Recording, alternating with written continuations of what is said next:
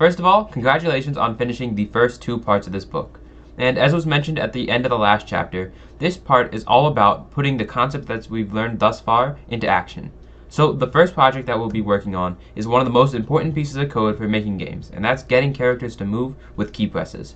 So let's get right into it. So as always, to start off, let's make a project by going to the home page and clicking create.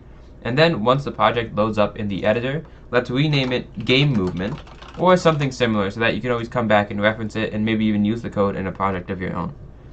So the first thing that we're going to go over is the code to make the sprite move in a certain direction based on key presses. And that code's actually quite simple, and it only uses one loop, one if-then block, one motion block, and one wait block. That's it. So to start off, as always, let's go to the events category and drag a when green flag clicked block to the code area. Then let's go to the control category, and we're going to be getting a few blocks from here. So then let's grab a forever loop and drag it underneath the when green flag clicked. Then let's grab an if-then statement and let's drag it inside of the forever loop. And then, since we're already in the control category, let's get this wait block, the wait 1 second block, and drag that inside the if-then block for later. Now to finish off the code, let's go to the motion section, and let's grab a change x by 10 block, and let's drag that in above the wait 1 second block. And then, to finish off the if-then statement, let's go to the sensing category, and we're going to look for the pointed block, key space pressed. So then once you find that, click it and drag it inside of the pointed hole in the if-then block. Then let's change what key we're choosing. So instead of space, let's click that where it says space to bring up all the keys on the keyboard that you can choose from. And let's choose right arrow, or if you want to use WASD, you would choose D. And then the last thing we need to do is change this time from 1 to 0.05. And basically that just makes that time really small so that it's slightly less noticeable in the actual code. So then your code should look something like this with the when green flag clicked, then the forever block, then inside the forever block you have the if key right arrow pressed, and then inside the if then block you have the change x by 10 and then the wait 0.05 seconds. Now let's run the program, and you'll see that nothing happens at first, but if you press the right arrow, the cat will start moving, and then once you stop pressing the right arrow, the cat should stop moving. So adjusting the values in the change x by 10 and the wait blocks can make the cat move faster or slower. A smaller value in change x will slow the movement down, while a larger value will speed it up. And then changing the value in wait can actually speed up or slow down the movement as well. A higher value in the wait block will make it slower, and a lower value will make it faster. But it also adds jitter to the movement, meaning that you can see that the cat is moving from one spot to the next instead of it being a nice and smooth movement. So I would recommend experimenting with both to find whatever is the right value that fits your game best. Now that's just for one key, right? So it won't work if we press the left key. So it only works for the right key. So to make it work for the other keys, you essentially just repeat the same code, even the when green flag clicked block. So to make this a little bit easier on ourselves, let's just stop the program for now, and then let's right click the when green flag clicked block, and it'll bring up a few options, and let's choose the first option, which is duplicate. And then it'll look like the thing just comes out a little bit, but it's actually a complete duplicate of the code. So you can just move your mouse to drag it off to the side and then just click once to let go, and then you'll see that you have two of the same exact code. Then let's do that for 2 more times so that you have a total of 4 sets of code. So let's right click, duplicate, drag it to the side, right click, duplicate, and then drag it to the side. And now obviously we have 4 of the same exact code, but this isn't going to change anything because they all just control the movement for the right arrow. So let's modify each of them to match the direction. So let's leave this one the same, and then for one of them, let's choose this one. Let's make it so it's for the left arrow. So you can change the key to left arrow, or if you're using WASD, that would be A. And then you change this number, change x by 10, you'd have to change it to -10, because that way it'll move the cat to the left. Then the next one, we want to do up and down. But up and down, obviously, we can't use change x. So let's go to the motion category, and we're going to have to use a change y by 10 block instead. So for now, let's take this, click the change x by 10 to drag it out of the if-then statement. Then let's click the wait block and drag it back inside the if then because we want to save that block. Then we can get rid of this change x by 10.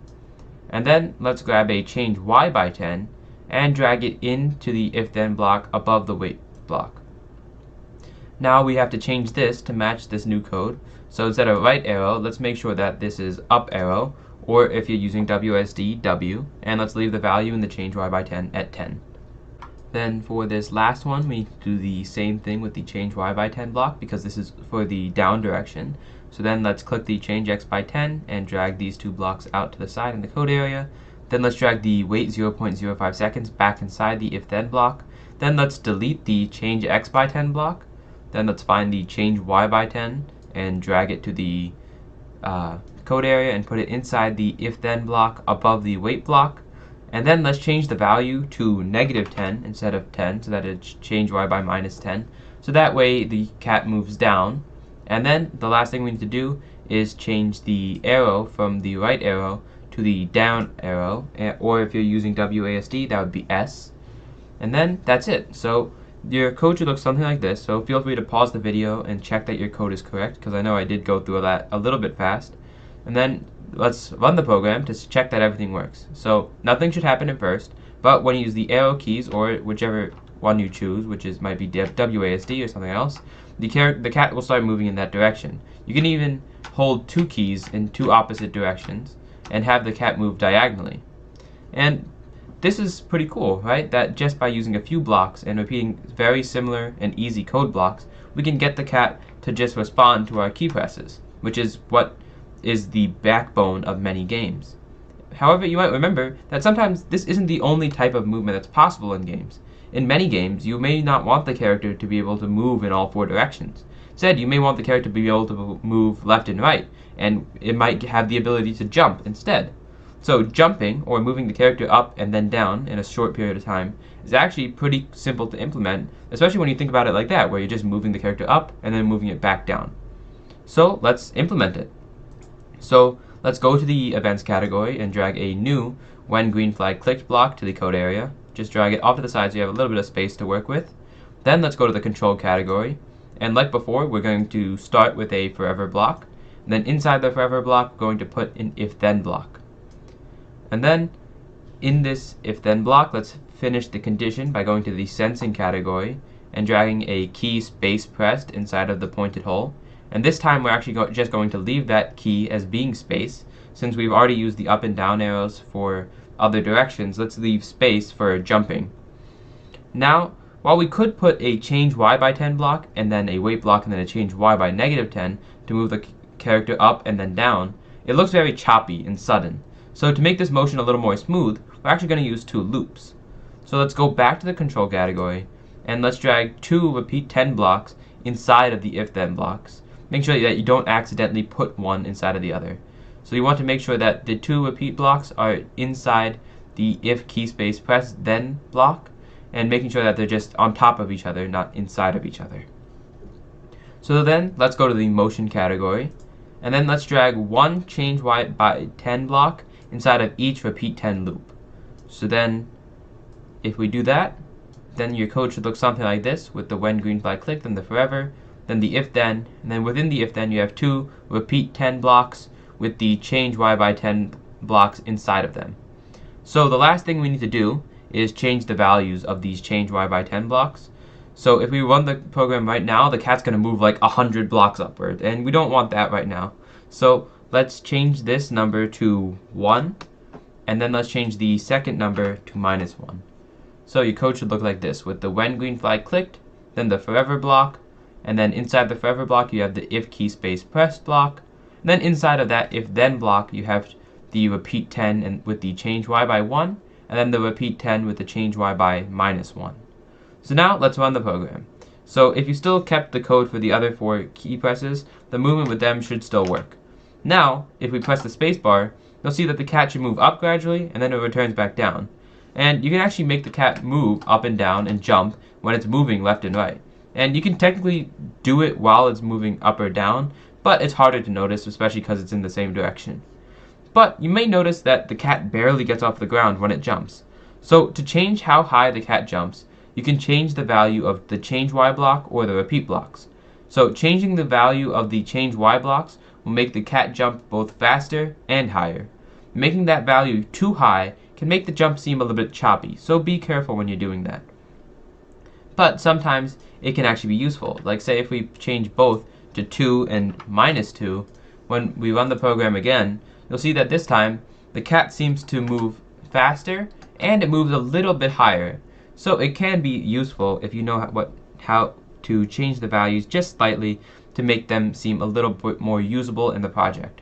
And then changing the number in the repeat block, so if we set this to say 15 instead of 10, you should notice that now when we run the program, the cat jumps for a little longer, meaning that it jumps a little higher as well.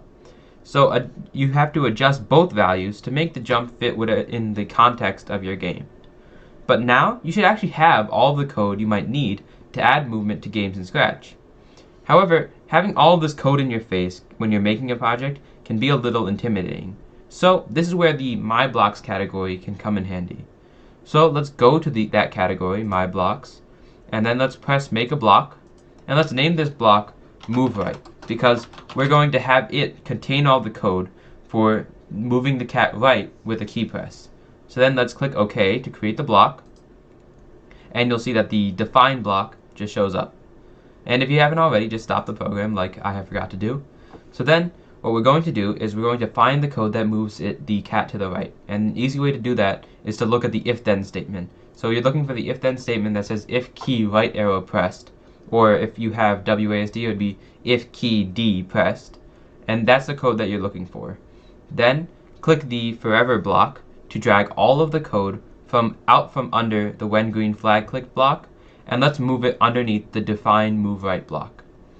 And make sure that you can grab this when green flag clicked block that we left behind, and you can just delete it for now. Now let's do the same thing for the other ones, and by clicking make a block, move left, and then click OK to make the block.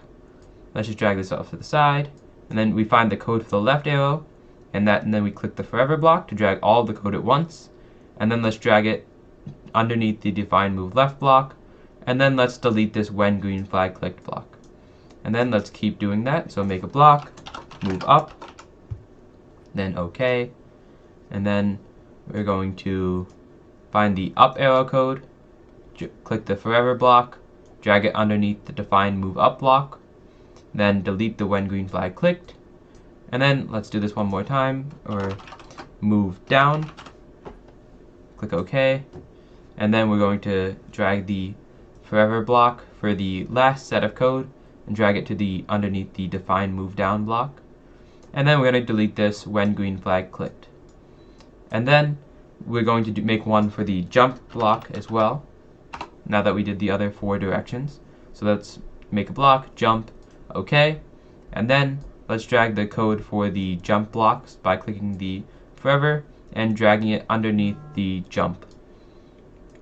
And make sure that you can still see all of the code for the other blocks, and let's delete the when green flag clicked. And now let's just organize this code quickly. So once you're done organizing, your code might look a little bit like this. So now let's scroll down in the code area so that you see sort of less of this jumble of code from before.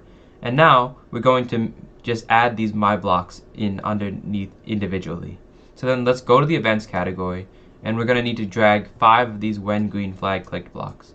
So I'm just going to drag them to the code area and put them in a line so that it keeps it nice and organized. And then let's go back to the my blocks category, and let's drag one of each. So a move right underneath one, and then a move down, a move left, move up, and a jump block. So you got to make sure that each one of these blocks has its own when green flag clicked block on top of it. Otherwise the code might not run properly. But you might be asking yourself, what's the point of even doing all this extra work with the move blocks and the my blocks and whatnot? And the thing is, when you're making projects that get bigger and bigger and bigger, it's nice to have all of your code organized so that the code you're looking at might be even bigger. Because say you were working on a project that was this big, then you could just actually hide all of these code just up in the corner, and then maybe all you actually see when you're zoomed in further maybe that all you see is these blocks over here. And that way you know that, look, so okay, so then this code makes the cat move right. And then this code makes the cat move left. And then maybe we're having problems when we click the right arrow, maybe the cat doesn't move to the right, maybe it's moving left. So then, instead of looking through all of the code, I can just go and find the definition for the move right block and say, hey, maybe this number in the change x block is wrong. So that's what's important here, and that's why this my blocks can come in so much handy when you're making these big programs and stuff. So when we click play, you'll see that all of the functionality is still there. So even though we move the code and added another block in between, all of the code still acts like it does before. Now the only difference is that the code is a little more usable when you're making big projects and stuff like that. So with that, we've actually just successfully created a program that can help us implement character movement with key presses in our projects. So this code is actually pretty easy to modify, so if you want, you can put it in any project as the starting code for more complicated movement, or even just use it as the final code you need to have your character move across the screen, so you can focus on other parts of your game and making it look nice and making it have something fun and different about it. So hopefully through this lesson you've seen how all the different topics that we've covered can be put together to make a program that functions well and is fluid in its use.